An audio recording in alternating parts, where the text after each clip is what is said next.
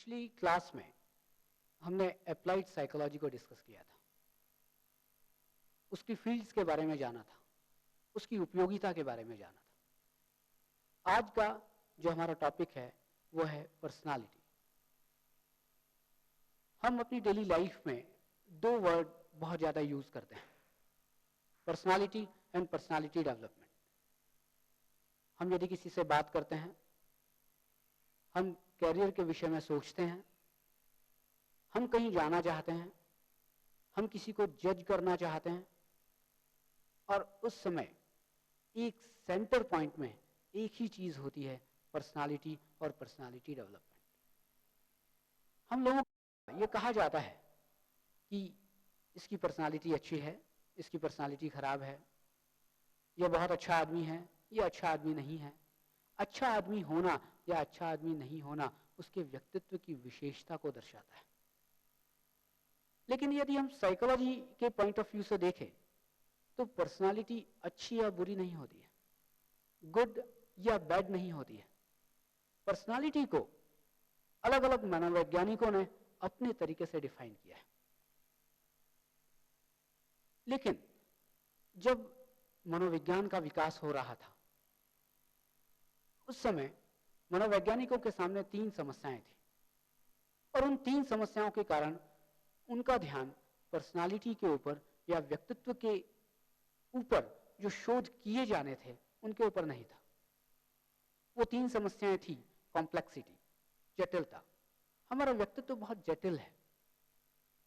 हम अंदर से कुछ दिखते हैं, हम अंदर से कुछ और होते हैं, बाहर से कुछ और दिखते हैं। हम अपने इमोशंस को छिपा लेते हैं, हम अपनी अभिव्यक्ति को बदल सकते हैं, हम बाहर से किसी और तरीके का व्यवहार करते हैं लेकिन अंदर से उसका ठीक अपोजिट व्यवहार करते हैं। कुछ लोग बाहरी पर्सनालिटी को देखकर, बाहरी केवल पहनावे को देखकर व्यक्तित्व की व्याख्या करते हैं। कुछ लोग ऐसे होते हैं जो आंतरिक गुणों के आधार पर व्यक्तित्व की व्याख्या करते हैं, और कुछ साइकोलॉजिस्ट ऐसे भी हैं जो आंतरिक एवं बाह्य गुणों दोनों के आधार पर ही व्यक्तित्व की व्याख्या करते हैं। एक बहुत जटिलता है, एक बहुत डिफिकल्टीज हैं, और ये जटिलता के कारण, एक कठिनता होने के कारण इस विषय पर लोगों का ध्यान बहुत कम गया। दूसरा उस समय कुछ जनरल प्रॉब्लम्स ऐसी थी कि उनकी ही स्टडी के ऊपर साइकोलॉजिस्ट ध्यान दे रहे थे, और वो जनरल प्रॉब्लम्स हम सभी में देखी जाती है, और उन जनरल प्रॉब्लम्स के ऊपर जो शोध हैं वो एक प्रयोगशाला में किए जा सकते हैं। वो जनरल प्रॉब्लम्स जैसे परसेप्शन, लर्निंग, मेमोरी। तो जब उनका पूरा ध्यान इन्हीं प्रॉब्लम्स के ऊपर था तो उनके पास इतनी फैसिलिटीज नहीं थी, उनके पास इतना टाइम नहीं था कि वो पर्सनालिटी के ऊपर बहुत अच्छा कुछ रिसर्च कर सके। लेकिन तीसरा जो बहुत इंपॉर्टेंट चीज है कि किसी तथ्य के ऊपर शोध करने के लिए एक प्रयोगशाला की आवश्यकता होती है। जो व्यक्तित्व है वो एक वास्तविक है, वो एक वास्तविक संप्रत्यय है। उसको प्रयोगशाला में जांचा, परखा या देखा नहीं जा सकता। यदि प्रयोगशाला में उसके ऊपर अध्ययन किया जाएगा तो वो व्यक्ति प्रयोगशाला के वातावरण के आधार पर व्यवहार करेगा। लेकिन जब रियल सिचुएशन में उसकी स्टडी की जाएगी तो प्रयोगशाला का रिजल्ट और रियल सिचुएशन में जो शोध किया गया है उसका रिजल्ट, दोनों में बहुत वेरिएशन आएगी। इन तीन समस्याएं वो बहुत कॉमन थी। इन कॉमन प्रॉब्लम्स के कारण लोगों ने या साइकोलॉजिस्ट ने पर्सनालिटी के ऊपर बहुत ज्यादा शोध नहीं किए थे। ये बात तब की है जब मनोविज्ञान का विकास होना शुरू हुआ था। मनोविज्ञान अपने जन्म काल में था, वो धीरे धीरे बड़ा हो रहा था। लेकिन जैसे जैसे नए नए साइकोलॉजिस्ट आते गए, फ्रायड, कैपलिन, गाल्टन, कैटल, ऐसे कुछ साइकोलॉजिस्ट आते गए, इन्होंने व्यक्तित्व के ऊपर बहुत सारे शोध किए और अपनी अलग एक थ्योरी दी। लेकिन एक क्वेश्चन सबके सामने अभी भी आता है कि यदि मैं और आप साइकोलॉजी के बारे में कुछ नहीं जानते, मैंने और आपने साइकोलॉजी के बारे में न कभी पढ़ा है और न कभी सुना है, और मैं आपसे पूछता हूं कि आप पर्सनालिटी से क्या समझते हैं। मेरा ऐसा मानना है कि यदि आप साइकोलॉजी के बारे में आपने कभी कुछ भी नहीं सुना है, तो आप किसी के व्यक्तित्व को तीन आधारों को देखते हुए, तीन आधारों को अपने केंद्र में रखते हुए उसकी व्याख्या करेंगे। और पहला आधार है on the basis of physique. First impression आपके फिजिक का पड़ता है। आप फिजिक को देखकर किसी के व्यक्तित्व के बारे में कुछ बातें करते हैं। आप देखकर यह कहते हैं कि यस, इसकी पर्सनालिटी बहुत अच्छी है। और वो बेस क्या था? वो बेस था उसका फिजिक। आपने खली का नाम सुना होगा। खली लगभग 7.5 फुट का इंसान है, और यदि वो आपके सामने आता है और वहां दो लोग खड़े हुए हैं, एक खली खड़ा हुआ है और दूसरा मैं उसके साथ खड़ा हूं, तो आप क्या कहेंगे? किसकी पर्सनालिटी अच्छी है, खली की या मेरी? ऑब्वियसली आपको एक कहना पड़ेगा कि खली की पर्सनालिटी अच्छी है। और वो क्यों कहना पड़ेगा? क्योंकि आपके अंदर, आपके जहन में ये एक इंप्रेशन है कि जिसकी फिजिक अच्छी होती है उसकी पर्सनालिटी अच्छी होती है। सेकंड, कुछ लोग होते हैं जो फिजिक को तो ध्यान में रखते हैं, लेकिन उसके साथ एक और चीज है, ब्यूटी। कोई व्यक्ति जो न बहुत अधिक सुंदर है, न बहुत अधिक लंबा है, न बहुत ज्यादा मोटा है, लेकिन हाँ वो बहुत सुंदर है, तो आप उसके व्यक्तित्व की व्याख्या उसकी सुंदरता के आधार पर करेंगे।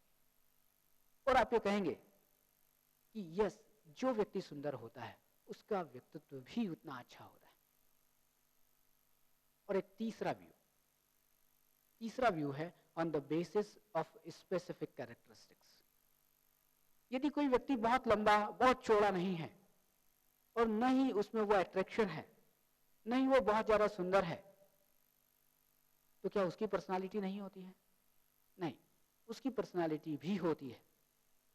उसकी यदि पर्सनालिटी की हमें व्याख्या करनी होगी, तब हमें कुछ उसकी विशिष्ट कोई योग्यताओं को ध्यान में रखना होगा, और उन योग्यताओं के आधार पर हमें उसके व्यक्तित्व की व्याख्या करनी पड़ेगी। आपने एक बहुत famous cricket player Sachin Tendulkar का नाम सुना होगा। जब उसने खेलना शुरू किया, वो लगभग 14 साल का था, उसने खेलना शुरू किया, तो वो क्या बहुत अधिक सुंदर था? वो बहुत ज्यादा 6 फुट 7 फुट का था? नहीं। जब उसने खेलना शुरू किया था तो वो बहुत छोटा था, अभी भी बहुत छोटा है। दूसरी चीज, वो बहुत सुंदर नहीं है, लेकिन आज 2013 में उसे भारत रत्न प्रदान किया गया। वो क्यों किया गया? हम क्यों उसके आगे लगाते हैं महान बल्लेबाज सचिन तेंदुलकर? क्यों आपने महान लगाया है? वो इसलिए लगाया है क्योंकि आपने उसकी महानता उसकी स्पेसिफिक कैरेक्टरिस्टिक्स में देखी। उसको इसलिए भारत रत्न दिया गया क्योंकि वो एक बहुत अच्छा खिलाड़ी है, वो बहुत अच्छा एक व्यक्ति है, वो बहुत अच्छा क्रिकेट खेलता है, उसका व्यवहार बहुत अच्छा है। एक क्रिकेट प्लेयर्स के साथ ही नहीं है, पूरे सोसाइटी में जितने लोग हैं उसके व्यवहार की वो सारे लोग प्रशंसा करते हैं। उसमें कुछ ऐसी विशेषताएं हैं, उन विशेषताओं के आधार पर हम कहते हैं महान बल्लेबाज सचिन तेंदुलकर।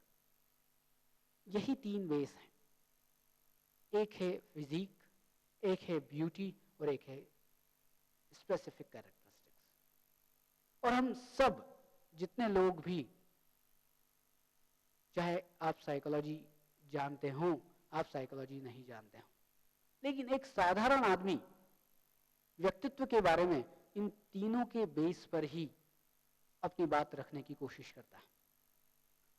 लेकिन यदि हम साइकोलॉजी को देखें या साइकोलॉजी की दृष्टि में हम पर्सनालिटी की व्याख्या करें, तो विभिन्न जो मनोवैज्ञानिक हैं उन्होंने पर्सनालिटी को कुछ अलग तरीके से डिफाइन किया है।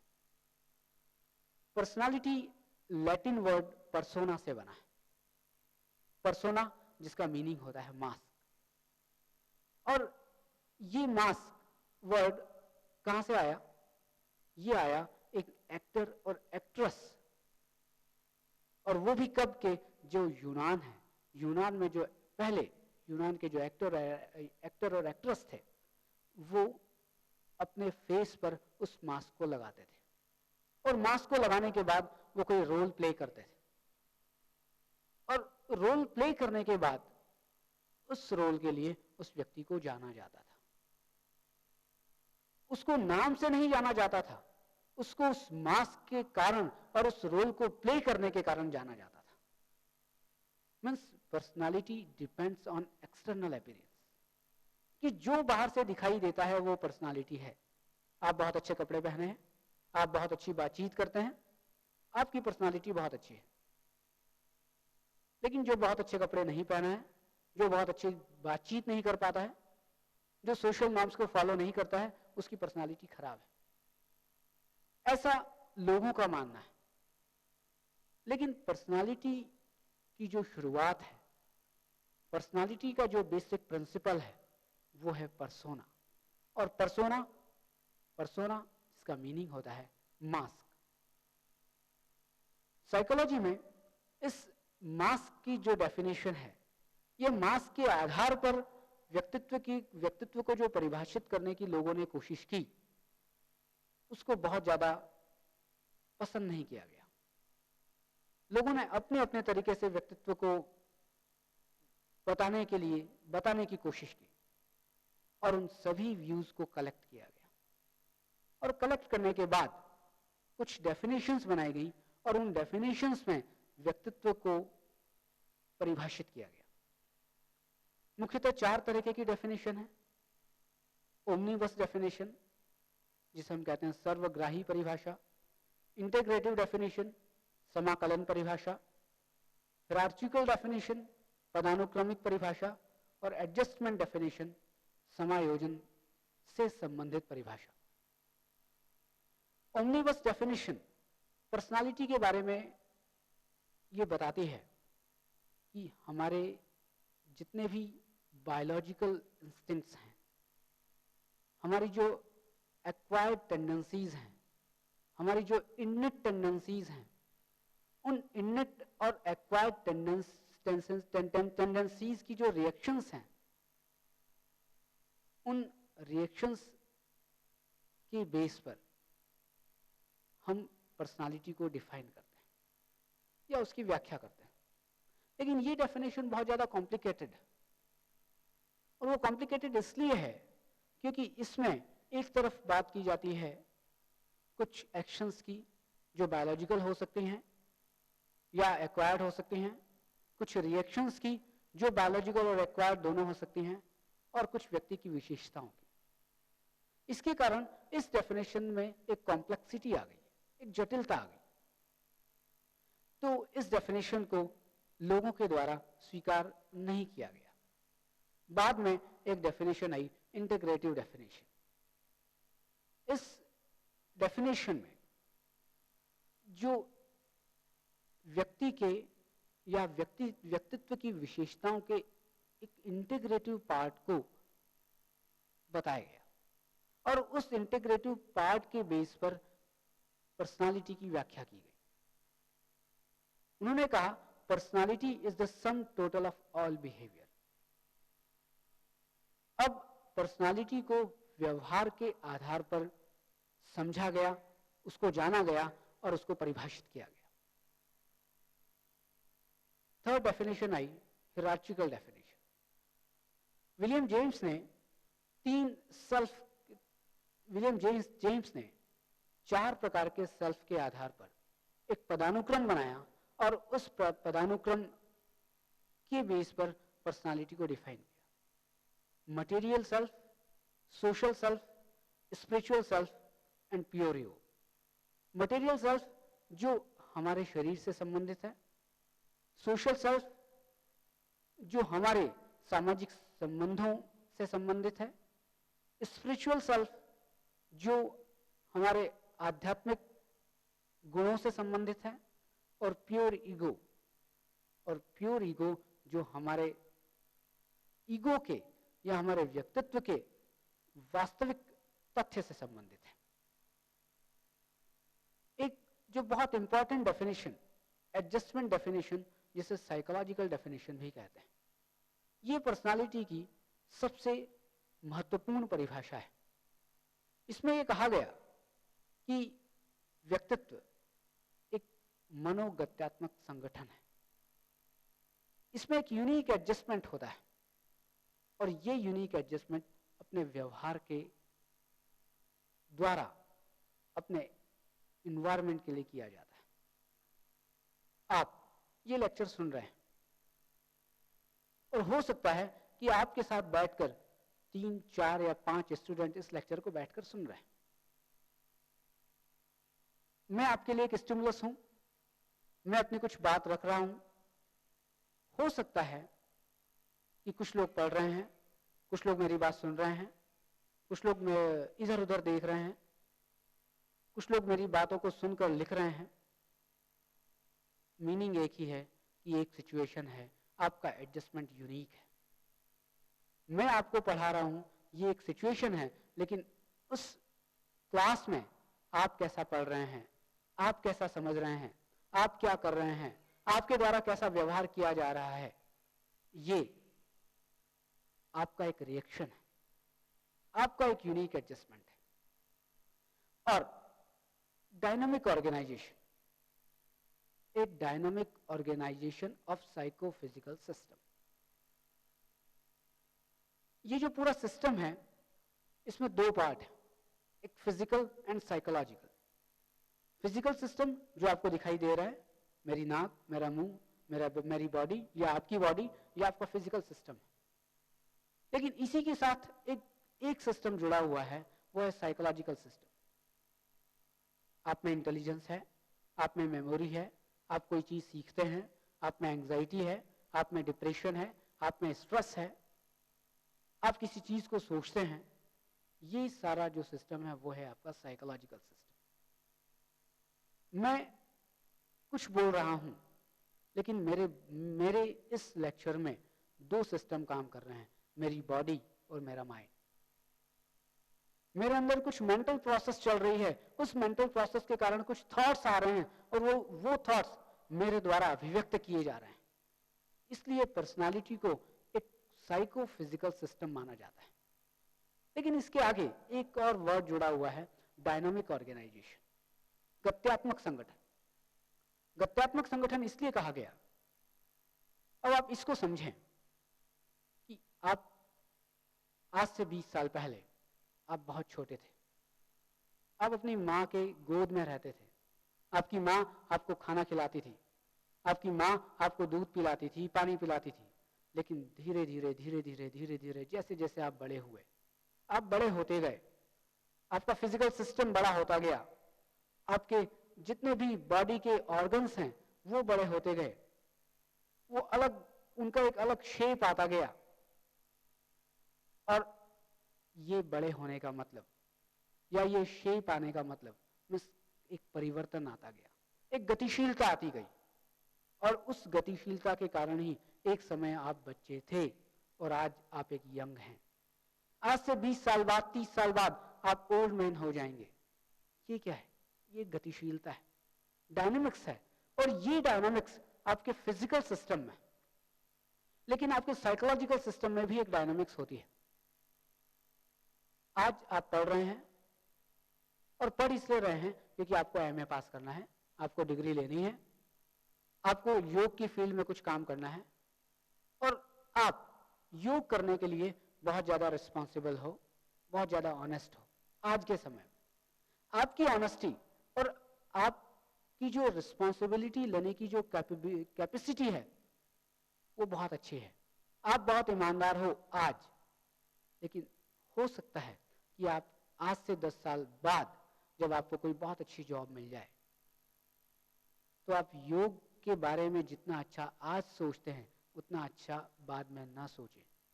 आप आज ईमानदार हैं, हो सकता है कोई ऐसी सिचुएशन आए कि 10 साल बाद आप बेईमान हो जाएं, या बेईमान होने का मतलब कोई खराब नहीं, मीन्स कि आप अपनी ऑनेस्टी की डेफिनेशन चेंज कर लें।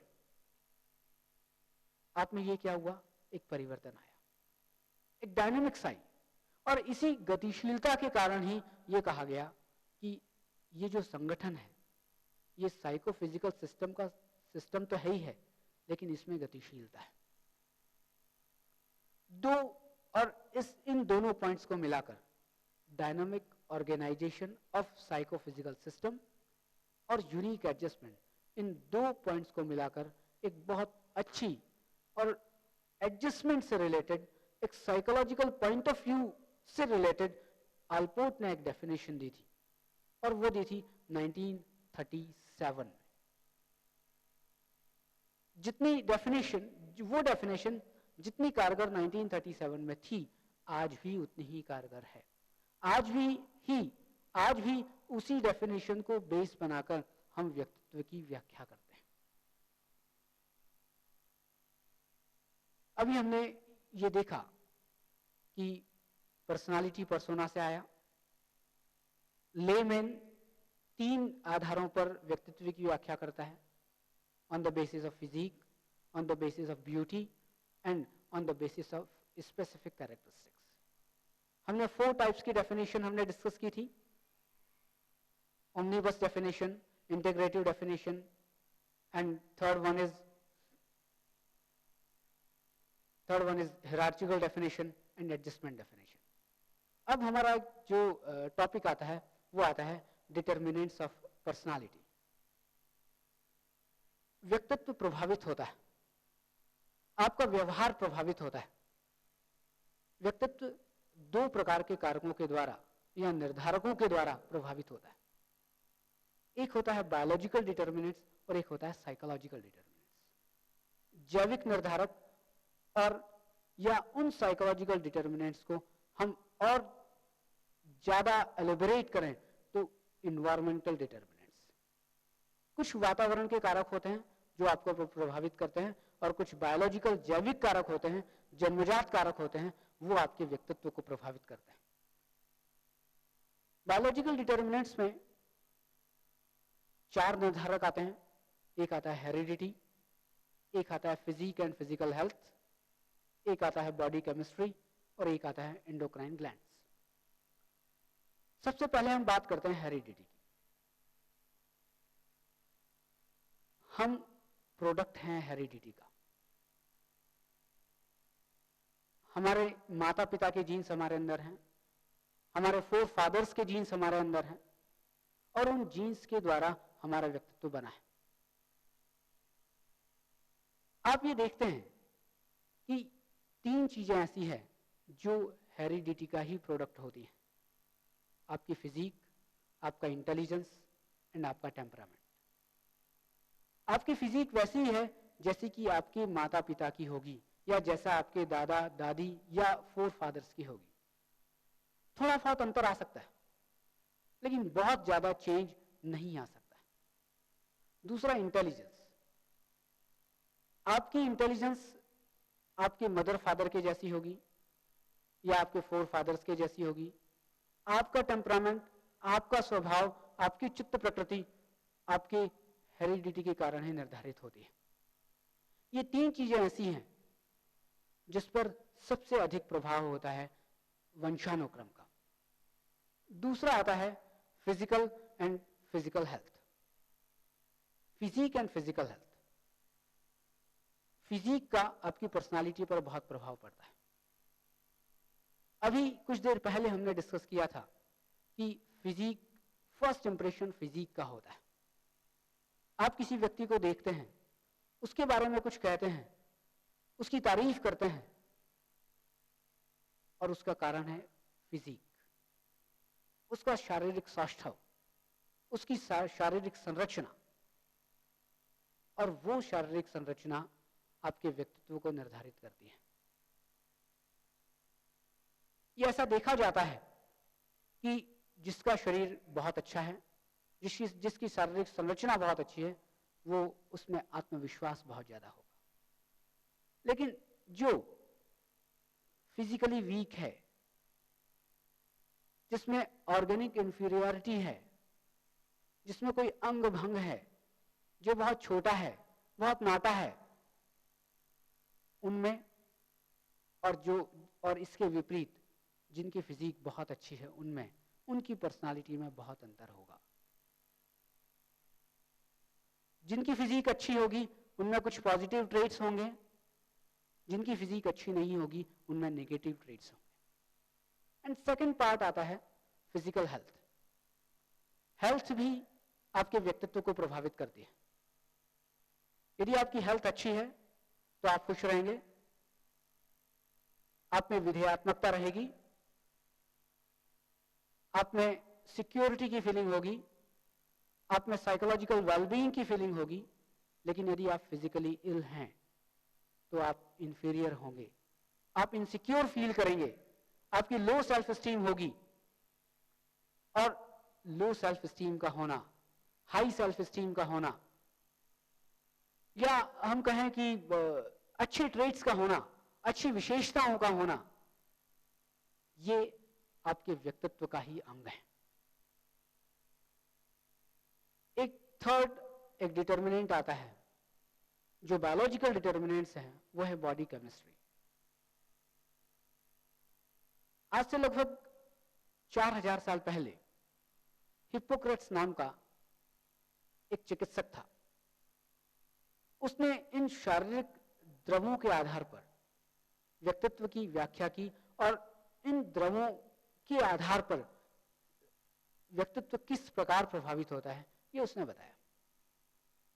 उसने 4 द्रवों की बात की, एक येलो बाइल, पीला पित्त, ब्लैक बाइल, काला पित्त, ब्लड मतलब रक्त, और फेम मतलब कफ, जिनमें इन चारों जो फ्लूइड हैं, उन फ्लूइड में व्यक्ति में एक की प्रधानता होती है, ऐसा हिप्पोक्रेट्स ने कहा। और वो ये कहता है कि जिसमें येलो बाइल की प्रधानता होगी वो इरिटेबल होगा, वो बहुत ज्यादा बेचैन रहेगा, वो तुनक मिजाज उसका होगा। जिसमें ब्लैक बाइल काले पित्त की प्रधानता होगी वो बिल्कुल अवसाद ग्रसित, जिसमें रक्त की प्रधानता होगी वो बहुत चीरफुल, बहुत उत्साही, बहुत खुश होगा, और जिसमें कफ की प्रधानता होगी वो इनएक्टिव होगा, भाव शून्य होगा। और एक डिटर्मिनेंट है, वो है आपका एंडोक्राइन ग्लैंड, जो कि बायोलॉजिकल डिटर्मिनेंट्स का ही पार्ट है। ऐसा क्यों होता है कि कभी हम बहुत ज्यादा खुश होते हैं, कभी हम बहुत ज्यादा दुखी रहते हैं, और जब आपसे पूछा जाए कि आप क्यों खुश हैं या आप क्यों दुखी हैं, तो आपके द्वारा बहुत सिंपल सा एक जवाब दिया जाता है कि मैं ऐसे ही खुश हूं, या मैं बिना किसी कारण से दुखी हूं। लेकिन इसका एक कारण है, इसका एक कारण है आपकी एंडोक्राइन ग्लैंड्स। और उन एंडोक्राइन ग्लैंड्स से जैसे जैसे हार्मोन्स का सिक्रेशन होता है, वैसे ही आपकी पर्सनालिटी प्रभावित होती है। हमारे अंदर 2 प्रकार की ग्लैंड्स पाई जाती हैं, एक होती है एंडोक्राइन ग्लैंड्स और एक होती है एक्सोक्राइन ग्लैंड्स। एक्सोक्राइन ग्लैंड्स जो बहिस्रावी ग्रंथियां हैं, जिसे हम डक्ट ग्लैंड भी कहते हैं, जिसका हमारी पर्सनालिटी को प्रभावित करने में बहुत कम भूमिका है। और एक्सोक्राइन ग्लैंड्स में हमारी जो पसीने की जो ग्रंथियां हैं या हमारी जो टीयर ग्लैंड्स हैं, ये हमारी एक्सोक्राइन ग्लैंड्स हैं। इनसे कोई स्राव होता है और वो शरीर के बाहर चला जाता है। उसका शरीर को प्रभावित होने में कोई बहुत ज्यादा उसकी इंपॉर्टेंस नहीं है। लेकिन बहुत इंपॉर्टेंट एक चीज जिसे हम कहते हैं एक्सोक्राइन ग्लैंड्स, एंडोक्राइन ग्लैंड्स, अंतःस्रावी ग्रंथियां। और अंतःस्रावी ग्रंथियां वो आपकी ऐसी ग्रंथियां हैं जिनका स्राव आपके ब्लड में मिलता है, जिनके स्राव के कारण, जिनसे ऐसे हार्मोन्स का सिक्रेशन होता है, और उन हार्मोन्स की अधिकता या उस हार्मोन की निम्न क्रियाशीलता से आपकी पर्सनालिटी प्रभावित होती है। हमारे अंदर मुख्यतः 8 प्रकार की ग्लैंड हैं, जिसमें pituitary gland, thyroid gland, parathyroid gland, pancreas, gonad और pineal and thymus. Pineal and thymus gland mysterious glands हैं। अभी इन पर रिसर्च चल रही है कि इनसे किन हार्मोन्स का सिक्रेशन होता है और ये कैसे हमारी पर्सनालिटी को प्रभावित करती हैं। लेकिन यदि ऊपर की पिट्यूटरी, थायराइड, पैराथायराइड, एड्रिनल और पेंक्रियाज और गोनाड ग्लैंड्स की बात करते हैं, इनसे जो हार्मोन्स का सिक्रेशन हो रहा है वो हमारी पर्सनालिटी को, वो हमारे मेटाबॉलिक सिस्टम को, हमारे कैल्शियम फास्फेट की मात्रा को या इंसुलिन की मात्रा को प्रभावित करता है।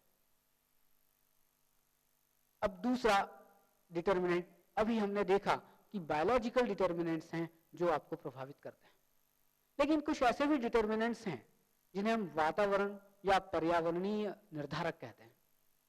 हमारे पर्यावरण की चारों ओर, हमारे वातावरण में जितनी भी चीजें हैं वो हमारे व्यक्तित्व को प्रभावित करती हैं। इनमें 3 डिटर्मिनेंट्स आते हैं। एक होता है natural determinants, social determinants and cultural determinants. Man lives in natural environment and his life and personality are affected by geographical condition and climate. जो व्यक्ति है उसको जो क्लाइमेट है वो प्रभावित करता है, उसको ज्योग्राफिकल जो कंडीशंस हैं वो प्रभावित करती हैं। एक व्यक्ति है जो ठंडे प्रदेशों में रहता है, उसकी पर्सनालिटी अलग तरीके की होगी। एक व्यक्ति जो गर्म प्रदेशों में रहता है उसकी पर्सनालिटी कुछ अलग तरीके की होगी। एक व्यक्ति जो समुद्री तट पर रहता है उसकी पर्सनालिटी कुछ अलग प्रकार की होगी। तो जैसे जैसे क्लाइमेट चेंज होता है, जैसे जैसे प्रकृति चेंज होती है, वैसे ही हमारी पर्सनालिटी चेंज होती है।